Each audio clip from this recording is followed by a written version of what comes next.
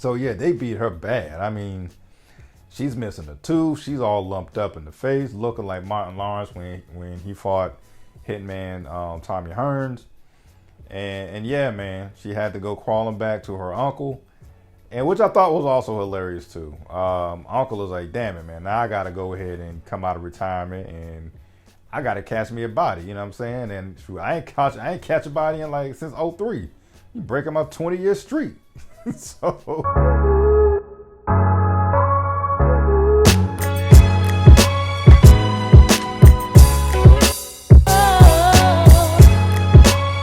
Hey, what's going on, folks? Another episode of Ryan Reviews Everything, and we are talking about the latest episode of Rap Stuff.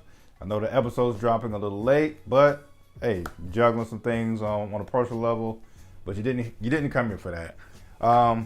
Just a fair warning, this is a spoiler review, so if you haven't seen it, I understand if you don't want to watch this just yet. And also, if this is your first time stumbling upon this channel and you have seen it, I may not recap stuff in a chronological fashion of the actual episode. I tend to jump around from different characters depending on which storyline kind of hit me the most. And with that said, I will make it not an exception, but I do feel like we can start where we left off in this one. I thought it was just a great idea to start from literally where that last episode was. Lord AK is burnt up. He is it looks like his death is not announced, but he's in definitely critical condition. So he is alive, barely, it appears. And we start off with finding out that the tour is clearly over. And with that being said, Shawna is crashing at Mia's crib for obvious reasons. If you remember a few episodes back, her parents really give her a hard time for a lot of her decisions that she did make. So I totally understand. With that said, Mia's friends come over, which Shawna really can't stand low-key. And it gets to the point where she has to leave because the friends are making all types of jokes about Lord AK, his mishap. All type of tasteless jokes or whatnot. So I totally understand Shawna. She's so annoyed to the point to where she looks like she's having a panic attack. So I totally get it. She goes to get some fresh air and goes kick it with her boy Maurice. So I'm gonna leave it at that. I'll put a pin in that and I'll come back. The thing that really caught me, I think that the biggest highlight for me in this episode was the type of life or situation that Chastity had to go back to. Like, that's one reason. Of course, you root for all three of them because they're clearly the protagonists in this series. But I really want this thing to work out for Chastity because damn it, man, she really has to hit it when she come back home. If this rap manager thing don't work out, yeah, she is living that life that, you may not necessarily need to brag about. So she comes back, finds out that her whole pimping situation is kind of out of whack. The lead woman she leaves in charge got everything in all types of disarray. They get kicked out of some hotel when all she had to do was pay a general manager some money under the table. And on top of that, whatever block they used to work on has now been taken over by some rival pimp gang or whatever you want to call it. Sorry, I'm not familiar with the pimp life. So some rival pimp crew has taken over the game, taken over their block. And unfortunately, Chastity has to really get her hands dirty. So she does something that she appears to be familiar with. She puts on that mask, puts on a gold grill, the ski mask, and she just kicks in the door of all these kicks in the motel doors at this particular motel, gun in hand, asking people I don't think she was robbing people. I think she was just telling people to get up out there. But I might be wrong. It wouldn't make sense if she robbed at the same time. I guess extra money wouldn't hurt. But either way, she causes just a complete havoc. Literally, like her first night back. At least that's what it appears. And yeah, that storyline is really the most interesting to me in this episode.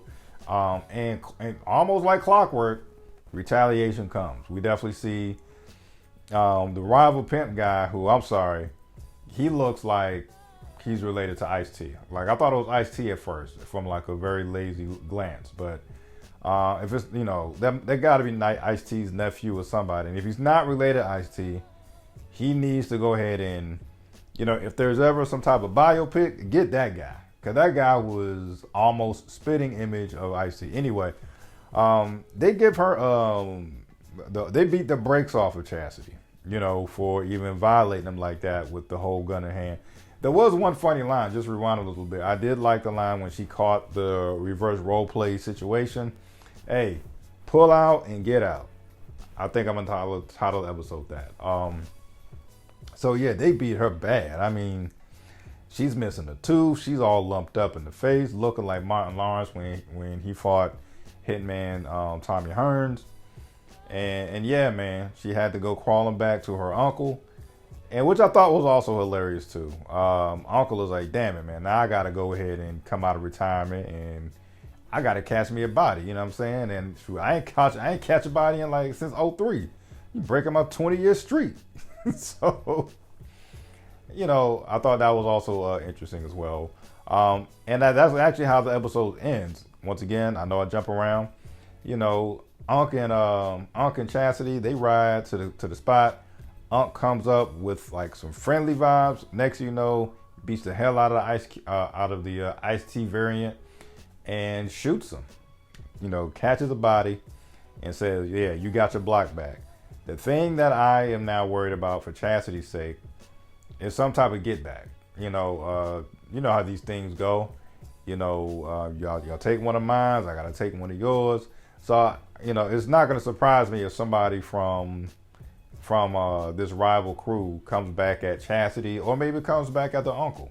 You know, whatever the case is. You know, word gets around, whatever the case is. This is gonna go from bad to worse. Who knows? Maybe we'll see something crazier in terms of this rivalry in the finale. And the other thing that I really thought was just a shocker, going back to Shawna, is we definitely see everything they vibe and stuff. You know, things feels normal again in terms of their chemistry and relationship, or whatever, situationship, whatever the young people are calling it these days. And thing like that, things goes to shit when Maurice's cousin busts in. It was like, yo, why you still kicking it with this girl? You know what I'm saying? And then all of a sudden, all hell of the truth just breaks out.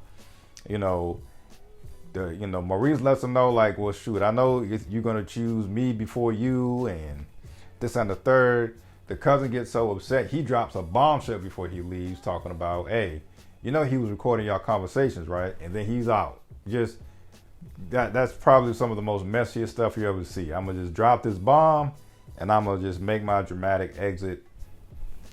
It's above me now. It's out of my hands. That was crazy. And you know, I'm not sure where they go from here in terms of that relationship.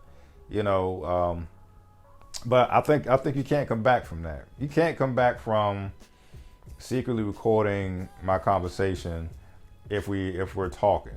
You know what I'm saying? We're supposed to be in this weird, situation together in terms of the law, and now you're gonna turn around and try to secretly record my conversations. Ain't no coming back from that. I feel like the cousin dropped some mess that's just to the point of no return. You can't come back from that. I don't see how you do that. So I'm very interested to see how that turns out. Definitely, yet again, another entertaining episode. And I will end this episode with the quick storyline of Mia. Well, it wasn't quick. It definitely did, touch on her, getting back used to that life now that the tour is over. Definitely love to see the mother-daughter bond that she has with her daughter. They're spending time together. She's playing house. She's playing restaurant. All the type of stuff that you should do for your kid. So I thought that was great of Mia. I don't know. I don't want to say it's predictable, but I definitely anticipate some baby mama drama coming through and coming to Lamont's way and messing up his good thing he has with this other woman. If I'm not mistaken, that other woman, was the woman he went on a play date with. Once again, I mean, I only say the other woman because the name escapes me. It's not like Lamont is doing anything wrong. He's not in a relationship with Mia. So when I say the other woman, that's literally what I mean. I don't mean side chick or anything like that. And she even knows. She's like, look, you know, dude, does Mia know about us? Because I don't want any baby mama drama. And I feel like we're going to get like some unreasonable drama from Mia. You know, once again, she was just juggling two big time rappers out there in LA. She was, playing puppet master with Lamont's feelings, saying, come to LA. And then at the very last minute, told Lamont, don't come to LA. So I feel like now that I really feel like now that the Cash Chaser thing and the Courtney thing looks like it's not going to work, I feel like she's going to try to put some guilt trip type of stuff on Lamont. Like, damn, this how you doing me? We got a kid together, yada, yada, yada. I feel like there's going to be some unnecessary drama that Mia's going to start causing. And also, I definitely thought it was kind of a silver lining moment or a reasonable moment from Mia's mom also when Mia decides to go to the auntie happy hour thing or whatever. And I'll make it clear, like, you should want the best for yourself, this and the third. You should want better for yourself. There's nothing wrong with that. But on the other hand, I do understand what Mia's mother was trying to get across to Mia. It's like, look, you traveled the country. You was doing your rap thing. Of course, I wish all the best for you.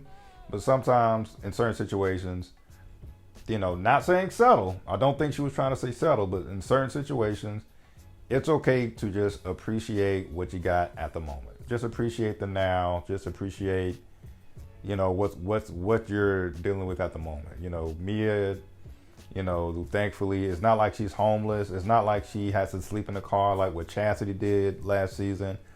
She has a roof over her head. Count your blessings until you get back up again. That's how I took it. And so, yeah, I'm going to leave it at that. Let me know what you thought about the episode. If you have any other predictions.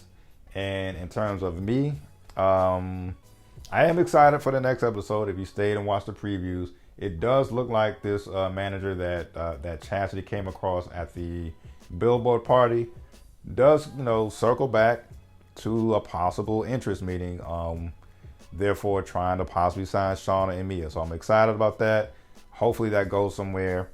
And once again, the biggest thing that I fear in terms of Chastity, which is one of my favorite characters on the show, I fear that there's going to be some retaliation with this whole pimp turf war thing. So let me know what you guys think. Love it or hate it. That's my take. Peace.